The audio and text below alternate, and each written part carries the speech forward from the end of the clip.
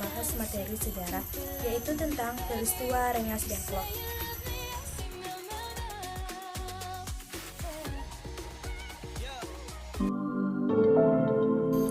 Peristiwa Rengas Dengklok adalah peristiwa pengasingan golongan tua yang dilakukan oleh golongan muda. Golongan muda terdiri atas Sukarni, Wikana, Aidit, dan Khairul, sedangkan golongan tua terdiri atas Soekarno dan Muhammad Hatta. Peristiwa Rengas Dengklok terjadi pada tanggal 16 Agustus 1945. Peristiwa Rengas Dengklok terjadi karena adanya perselisihan pendapat antara golongan muda dengan golongan tua. Para golongan muda mendesak agar golongan tua segera memproklamasikan kemerdekaan Indonesia, karena para golongan muda mengetahui bahwa Jepang telah menyerah kepada sekutu. Akan tetapi, para golongan tua ingin memastikan berita tersebut terlebih dahulu. Dan golongan tua juga berpendapat bahwa memproklamasikan kemerdekaan Indonesia haruslah dibincangkan terlebih dahulu dengan PPKI. Akan tetapi, para golongan muda berpendapat bahwa memproklamasikan kemerdekaan Indonesia harus dilakukan oleh bangsa Indonesia sendiri, tanpa campur aduk PPKI, karena PPKI termasuk organisasi buatan Jepang. Pada hari Rabu, tanggal 15 Agustus 1945, para pemuda yang dipimpin oleh Wikana dan Darwis datang ke rumah Soekarno. Para pemuda memaksa Soekarno untuk segera memproklamasikan kemerdekaan Indonesia. Akan tetapi, para pemuda tersebut gagal untuk memaksa. Para pemuda kemudian pergi meninggalkan rumah Soekarno. Setelah itu, para pemuda sepakat mengadakan pertemuan sekitar pukul 24.00 waktu Indonesia bagian barat. Para pemuda sepakat membawa Soekarno dan Muhammad Hatta pergi ke luar kota. Tujuannya agar Soekarno dan Muhammad Hatta jauh dari pengaruh Jepang dan segera memproklamasikan kemerdekaan Indonesia. Para pemuda sepakat menunjuk Singgi sebagai ketua. Untuk melaksanakan tugas, Singgi mendapatkan pinjaman perlengkapan dari peta di Jagamulia. Setelah itu, Singgi dan rombongan pergi menuju rumah Muhammad Hatta. Sampai di sana, Singgi meminta kesediaan Muhammad Hatta untuk ikut serta dengannya keluar kota. Muhammad Hatta pun menyetujui permintaan Singgi tersebut.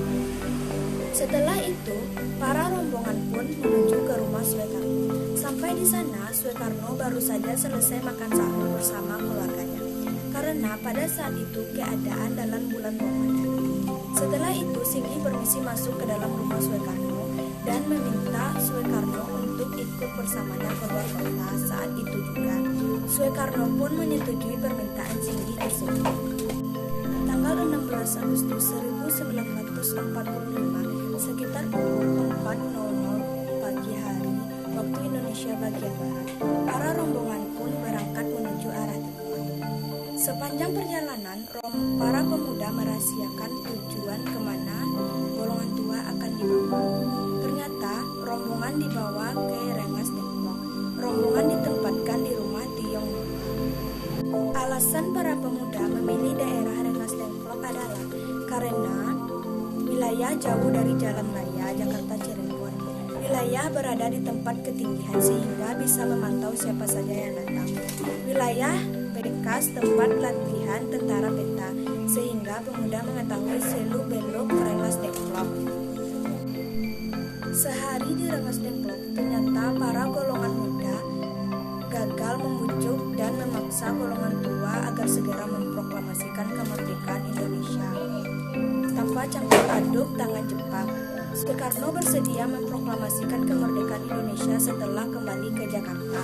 Akhirnya terjadi kesepakatan antara golongan muda dengan golongan tua. Ahmad Subarjo ditunjuk dan diantarkan ke Rengas Dengklok. Ahmad Subarjo sampai di Rengas Dengklok pada pukul 17.30 waktu Indonesia bagian barat untuk menjemput Soekarno dan rombongan. Namun kecurigaan para pemuda kepada Ahmad Subarjo masih terjadi. Sampai pada akhirnya Ahmad Subarjo berjanji, apabila proklamasi tidak dilaksanakan tanggal 17 Agustus 1945, nyawanya sebagai jaminannya. Para pemuda pun mempercayai ucapan Ahmad Subarjo tersebut. Sampai pada akhirnya rombongan dan Soekarno pergi meninggalkan daerah Rengas Dengklok dan berakhirlah peristiwa Rengas Dengklok tersebut.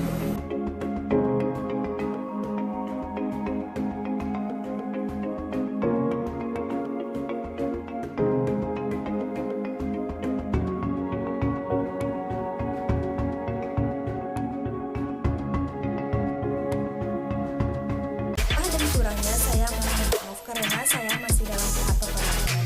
Semoga video yang saya berikan bisa bermanfaat bagi kita semua. Sekian dari video saya. Assalamualaikum warahmatullahi wabarakatuh. Sampai jumpa